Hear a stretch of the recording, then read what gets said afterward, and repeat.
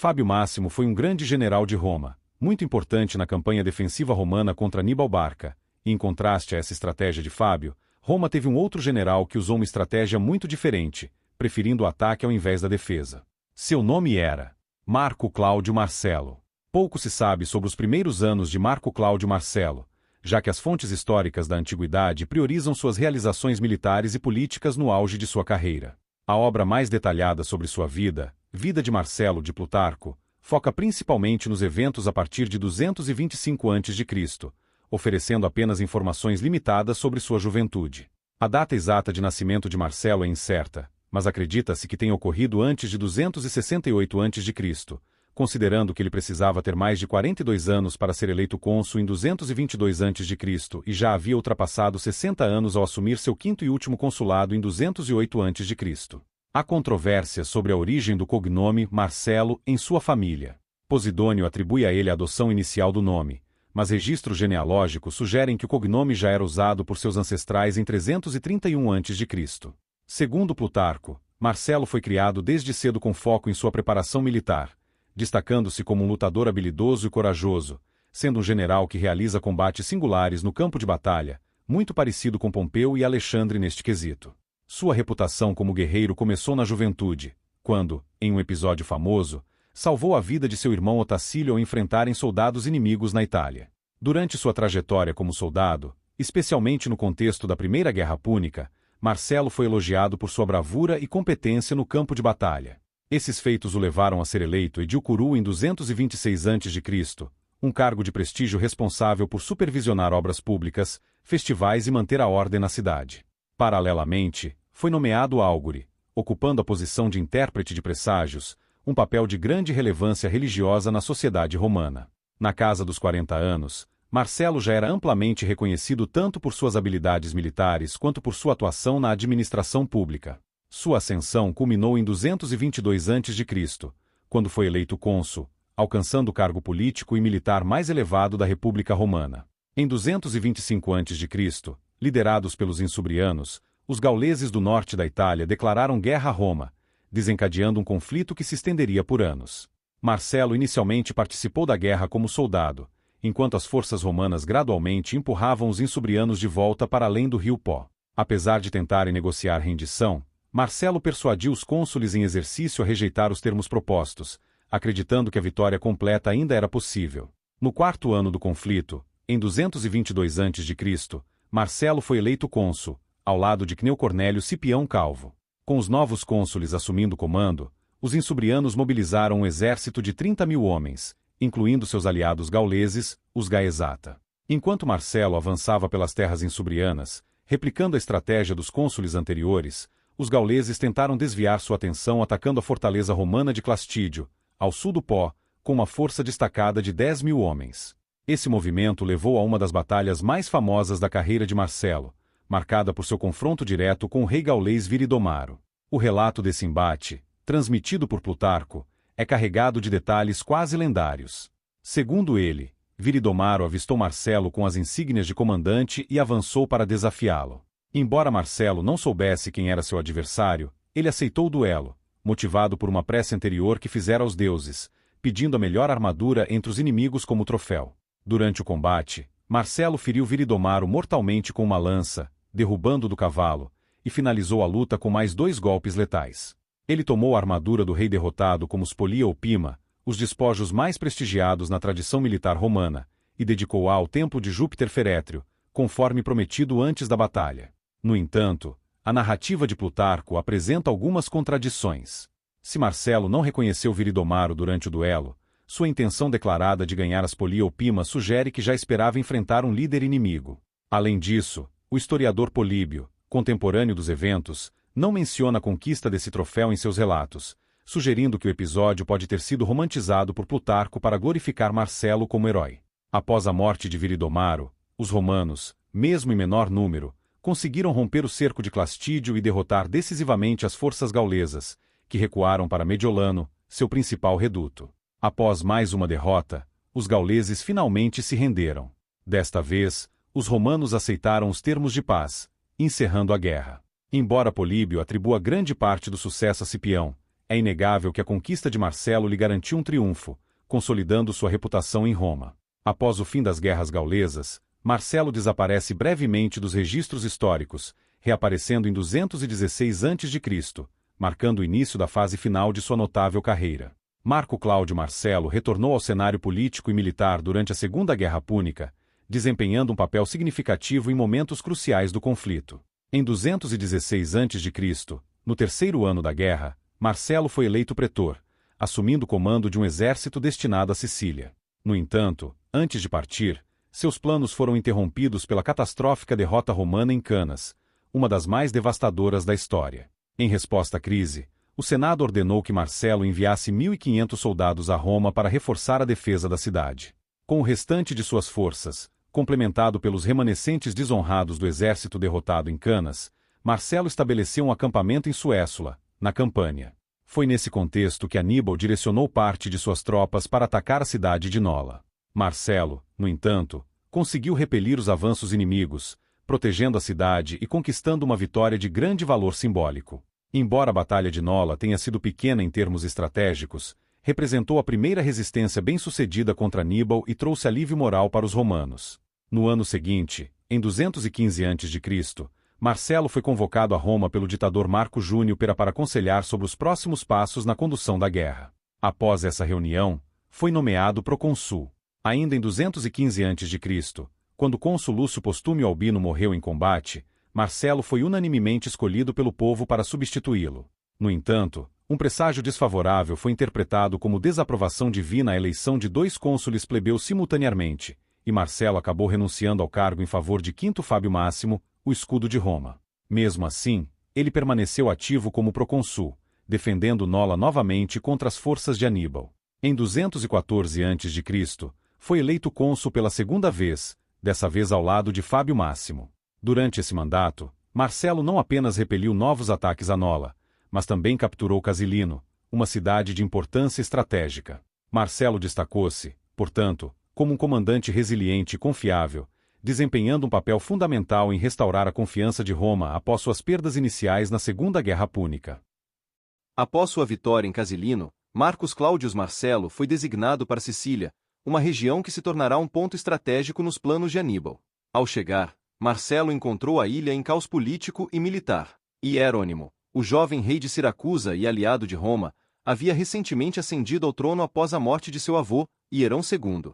Influenciado pelos emissários cartagineses Hipócrates e Epicídio, Hierônimo rompeu sua aliança com Roma após a vitória cartaginesa em Canas e declarou guerra aos romanos. No entanto, a instabilidade política em Siracusa levou ao assassinato de Hierônimo, e os novos líderes locais tentaram sem sucesso restabelecer relações pacíficas com Roma. Quando essas negociações fracassaram, os governantes siracusanos reforçaram sua aliança com Cartago. Em 214 a.C., no mesmo ano de sua chegada à Sicília, Marcelo liderou uma campanha contra a cidade de Leontine, onde Hipócrates e Epicídio haviam se refugiado. Após conquistar a cidade, ele ordenou a execução de 2.000 desertores romanos que estavam escondidos ali e iniciou o cerco de Siracusa. O cerco, que durou 2 anos, foi prolongado pela resistência dos defensores, auxiliados pelas invenções engenhosas de Arquimedes, o renomado matemático e engenheiro. Enquanto a maior parte de seu exército mantinha Siracusa sitiada sob o comando de Apio Cláudio, Marcelo liderou operações militares pela Sicília para subjugar rebeldes e reconquistar cidades que haviam se revoltado contra Roma, como Eloro, Mégara e Herbeso. Após retornar ao cerco, Marcelo enfrentou uma tentativa cartaginesa de socorrer Siracusa, mas conseguiu repelir o ataque. No verão de 212 a.C., ele finalmente conseguiu penetrar nas defesas da cidade. Segundo Plutarco, durante uma inspeção anterior, Marcelo identificou um ponto vulnerável nas muralhas de Siracusa. Aproveitando-se disso, ele coordenou um ataque noturno com um grupo de soldados escolhidos a dedo, que abriram caminho para os romanos invadirem a cidade. Durante a captura de Siracusa, Arquimedes foi morto, um evento que Marcelo lamentou profundamente. De acordo com Plutarco, Marcelo havia dado ordens explícitas para que o inventor fosse poupado, mas a confusão da batalha resultou em sua morte. Após a vitória, os romanos saquearam a cidade, levando uma vasta quantidade de obras de arte e tesouros gregos para Roma. Este evento marcou um dos primeiros grandes influxos da cultura grega na civilização romana, deixando um impacto significativo na arte e na arquitetura da República. Com Siracusa sob controle romano, Marcelo continuou sua campanha na Sicília, derrotando rebeldes locais e forças cartaginesas. A cidade de Agrigento permaneceu como o último bastião cartaginês na ilha, mas a falta de reforços da liderança de Cartago, focada em outras frentes na Itália e na Espanha, enfraqueceu sua capacidade de resistir. No final de 211 a.C., Marcelo deixou o comando da Sicília, transferindo a administração da província para o pretor Marco Cornélio Cetego. Ao retornar a Roma, Marcelo não recebeu um triunfo completo, apesar de seus sucessos. Seus adversários políticos argumentaram que ele não havia eliminado totalmente as ameaças na Sicília, o que comprometeu o reconhecimento oficial de suas realizações. Ainda assim, sua campanha em Siracusa destacou-se como um marco tanto militar quanto cultural, reforçando sua posição como um dos grandes líderes da República Romana. O período final da vida de Marcelo começou com sua controversa eleição para um quarto mandato como cônsul em 210 a.C. A escolha de Marcelo gerou debates acalorados no Senado, com adversários políticos criticando suas ações na Sicília, consideradas excessivamente severas. Delegações das cidades sicilianas foram até Roma apresentar queixas formais sobre sua administração na ilha. Como resultado, o Senado decidiu transferir o comando de Marcelo para outra província, evitando que ele mantivesse o controle da Sicília. Em seu novo posto, Marcelo assumiu o comando do exército romano na Apulia, onde obteve vitórias significativas contra as forças cartaginesas. Seu avanço começou com a conquista da cidade de Salapia, seguida pela captura de outras duas localidades estratégicas na região do Samnio. Em um momento crítico, após a destruição do exército de Cneo Fúvio por Aníbal, Marcelo interveio, estabilizando a situação e frustrando os avanços do general cartaginês. Na batalha em Numistro, os dois exércitos se enfrentaram, mas nenhum obteve uma vitória decisiva. Apesar disso, Roma proclamou o resultado como uma vitória simbólica, fortalecendo o moral romano. Marcelo continuou a confrontar Aníbal em uma série de escaramuças, evitando deliberadamente uma batalha campal definitiva. Sua estratégia parecia inspirada na abordagem cautelosa de seu aliado Fábio Máximo, que usava táticas de desgaste contra os cartagineses. Marcelo descreveu os combates como desgastar os homens de Aníbal, persegui-los e enfraquecê-los gradualmente. Essa abordagem demonstrava sua compreensão da necessidade de preservar os recursos romanos enquanto minava a força cartaginesa. Em 209 a.C., Marcelo foi nomeado procônsul, mantendo o comando de suas tropas. Durante esse ano, ele continuou a realizar ataques pontuais e escaramuças contra Aníbal, sem permitir que seu exército fosse arrastado para uma grande batalha, permanecendo fiel à estratégia de atrito. Suas táticas, porém, começaram a atrair críticas de senadores que desejavam vitórias mais decisivas. Apesar disso, sua competência foi reconhecida, e em 208 a.C. ele foi eleito para seu quinto consulado. Ao reassumir o campo de batalha, Marcelo estabeleceu sua base em Venúzia. Durante uma missão de reconhecimento com seu colega, Tito Quíncio Crispino, e um contingente de 220 cavaleiros, ele foi surpreendido por uma emboscada de cavaleiros númidas, superiores em número e habilidade. Na batalha que se seguiu, quase todos os romanos foram mortos, incluindo Marcelo, que foi atingido por uma lança e morreu no local. Crispino, gravemente ferido, faleceu pouco tempo depois. A morte de Marcelo foi um golpe significativo para Roma. Ao saber da notícia, Aníbal visitou o campo de batalha para ver o corpo de seu oponente. Demonstrando respeito pelo general romano, ordenou que Marcelo fosse sepultado com honras apropriadas e enviou suas cinzas ao filho de Marcelo em Roma, em uma urna de prata acompanhada de uma coroa de ouro. Embora algumas fontes, como Cornélio Nepos e Valério Máximo, afirmem que as cinzas nunca chegaram ao destino, o imperador Augusto mais tarde declarou que a urna foi entregue. A perda de Marcelo, combinada com a morte de Crispino, deixou Roma abalada. A República havia perdido seus dois cônsules em uma única emboscada, enquanto Aníbal permanecia uma ameaça na Itália. Apesar disso, o legado de Marcelo como a espada de Roma solidificou sua posição como um dos grandes generais da República, reconhecido por sua habilidade militar e determinação inabalável. A conquista da Spolia Opima por Marcus Claudius Marcelo garantiu-lhe um lugar de destaque na história de Roma e imensa fama durante sua vida. A Spolia Opima representava uma das maiores honrarias militares que um general romano podia alcançar. Segundo Plutarco, somente aqueles despojos são considerados opima quando são tomados em uma batalha campal, na qual um general mata pessoalmente o comandante inimigo. Na longa história de Roma, apenas 3 figuras foram creditadas com essa façanha: Rômulo, o lendário fundador da cidade, Aulo Cornélio Cosso, e Marcelo. Entre eles, a conquista de Marcelo é a única com confirmação histórica sólida. O feito de Marcelo não apenas reafirmou o prestígio desse prêmio raro, mas também o revitalizou em um momento em que sua relevância parecia diminuída. Antes de Marcelo, as Poliopima não tinham significado especial para a maioria dos romanos, sendo citada apenas em lendas remotas. Marcelo não apenas dedicou os despojos ao templo de Júpiter Ferétrio, conforme a tradição, mas também consolidou o ritual como um ato simbólico de devoção e glória militar.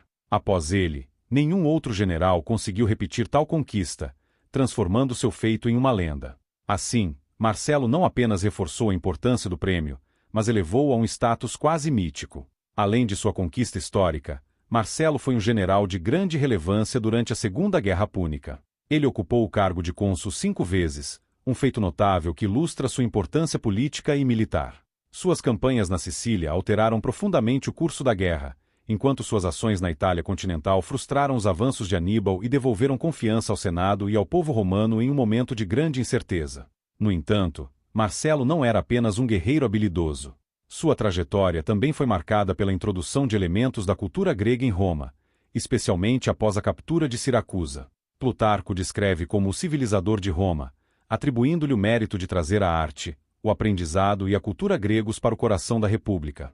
Esse intercâmbio cultural não apenas enriqueceu Roma, mas também ajudou a moldar a identidade romana nos séculos seguintes.